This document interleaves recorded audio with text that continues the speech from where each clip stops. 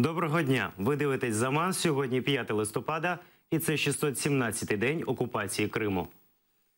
Біля Коктебелю розбився літак. Як відомо, розбилося легкомоторне судно «Цесна», на борту якого було 4 людини.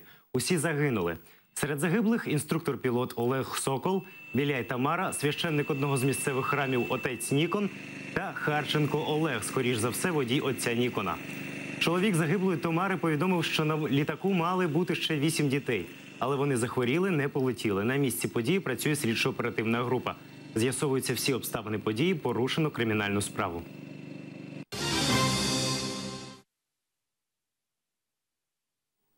Для кримчан спростили отримання українських свідоцтв про народження або смерть. Верховна Рада прийняла закон, що дозволяє кримчанам отримати українські свідоцтва про народження або смерть на підставі аналогічних документів, які видані на території окупованого Криму. Про це повідомив заступник міністра юстиції України Сергій Петухов на своїй сторінці в Фейсбук. Відповідно до цього закону, кримчани через суд отримують українські документи протягом 24 годин. Суд повинен прийняти рішення, яке негайно буде виконане в реєстраційній службі.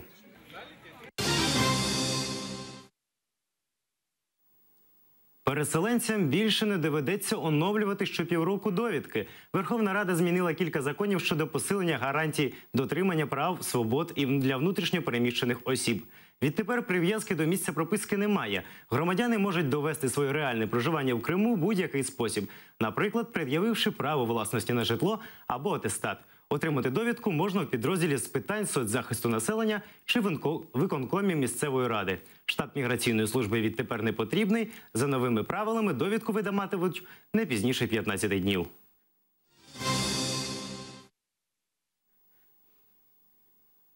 Російська влада дискримінує жінок у Криму. Таку інформацію розмістив на своїй сторінці в Фейсбук Центр громадянських свобод, посилаючись на виступ української делегації під час засідання Комітету ООН з ліквідації всіх форм дискримінації щодо жінок. За словами правозахисників, у Криму дискримінації зазнають представниці національних меншин, ВІЛ-інфіковані жінки, багатодітні матері, парафіянки церкви, що не належать до Московського патріархату, та представниці кримсько-татарського народу. Про порушення свободи кримських татар каже і перший заступник голови Меджлісу Наріман Джелял. Я бы хотел отметить, что сегодня мусульмане и гражданские активисты – это самая серьезная группа риска в Крыму. В конце августа этого года пропал еще, не пропал, а был похищен, есть свидетели, был похищен сотрудниками правоохранительных органов Мухтар Арисланов. Мусульманин, соблюдающий мусульманин.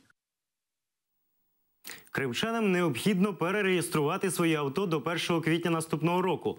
Таку постанову виніс прем'єр-міністр Росії. Документ було опубліковано на сайті парламенту Російської Федерації. Постанова зобов'язує зробити перереєстрацію по приватних авто, тих, що належать компаніям.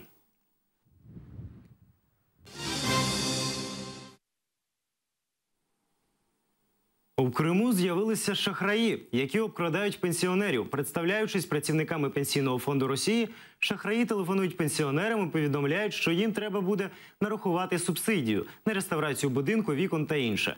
Просять надати номер банківської карти та пін-код. Пенсіонери надають свої дані, а шахраї в короткий термін знімають з карти усі гроші.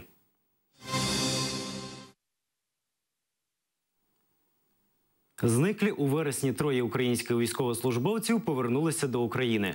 Забрати їх з півострова змогли батьки, заплативши за кожного штраф у 2000 рублів. Військовослужбовці в свою частину не поспішають, бояться командарів. Невідомо, як вони опинилися на території окупованого Криму, але самі солдати відхрещуються від заяв щодо того, що вони пішли брататися. Хлопці боялися переслідувань з боку правоохоронних органів і просять видати військові квитки. Мовляв, їхня служба закінчилася. 5 вересня стало відомо про зникнення 3 військовослужбовців 79-ї окремої аеромобільної бригади на адміністративному кордоні з Кримом. За словами колег, хлопці після зміни пішли купатися до дамби, що біля кордону з незаконно окупованим Кримом. Після чого солдати зникли.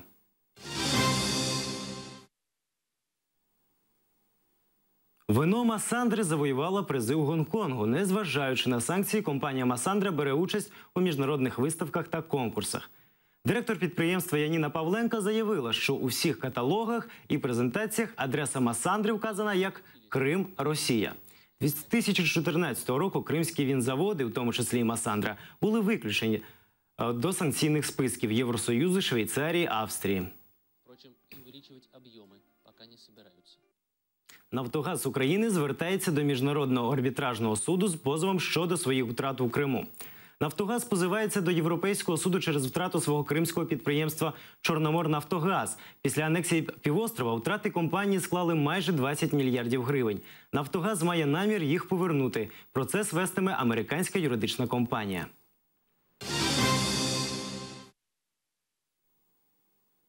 Казантип переїде до Криму. Про це повідомив в своїй сторінці Facebook президент Республіки Казантип Нікіта Маршунок.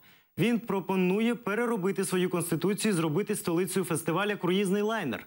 Причиною стали утиски з боку окупаційної влади, робітників ОМОНу, представників релігійних організацій та моралістів. Минулого року прокуратура опозиційної влади заборонила фестиваль і всіма можливими методами заважала проведенню фестивалю деінде.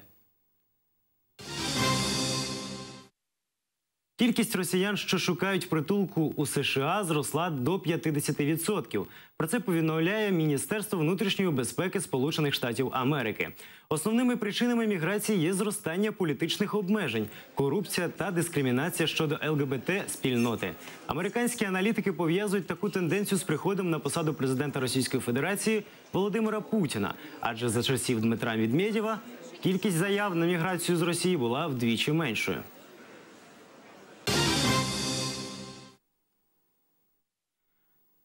В Пінчук арт-центрі презентували виставку-інсталяцію, присвячену депортації кримських татар.